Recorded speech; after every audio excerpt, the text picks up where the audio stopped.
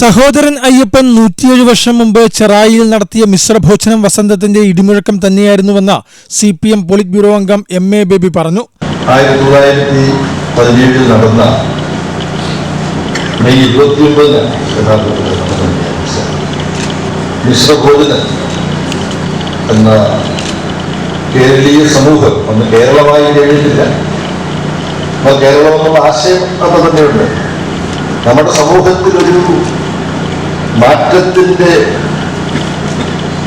ഒരു വിസ്ഫോടനമാണ് ഉപയോഗിച്ച് കുറെ ക്ലീശയായി പോയിട്ടുണ്ടെങ്കിലും വസന്തത്തിന്റെ ഇടിമുഴക്കം എന്ന് തന്നെ വിശേഷിപ്പിക്കുന്ന ആളും ഉചിതമാവുക. ഷെല്ലിയുടെ വരികൾ എങ്ങനെയാണ് മലയാളത്തിൽ? പറയൂ കാറ്റേ വന്നു ഹേമന്തമെന്നാൽ തൊട്ടു പിറകെ വസന്തവും വന്നെത്താതിരിക്കുമോ എന്നാണ് ഷെല്ലിയുടെ വളരെ പ്രസിദ്ധമായ മനോഹരമായ if winter has come can spring be far behind എന്നുള്ള വരികൾക്കുള്ള പരിഭാഷ. അന്ധവിശ്വാസങ്ങളുടെയും അന്ധകാരത്തിന്റെയും ഒരു മഞ്ഞുകാലമായി ഈ മിശ്രഭോജനം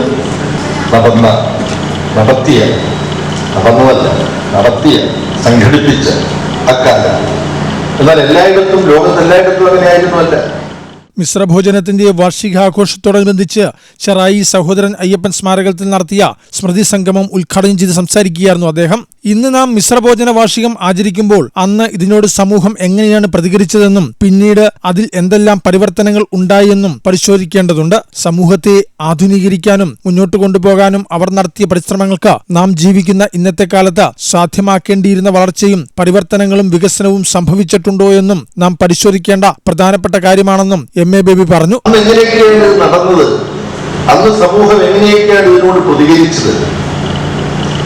സമൂഹത്തിന്റെ പ്രതികരണങ്ങളിൽ തന്നെ എന്ത് പരിവർത്തനങ്ങൾ ഉണ്ടായി? അത് നമ്മൾ പരിശോധിക്കേണ്ട ഒരു കാര്യമാണ്.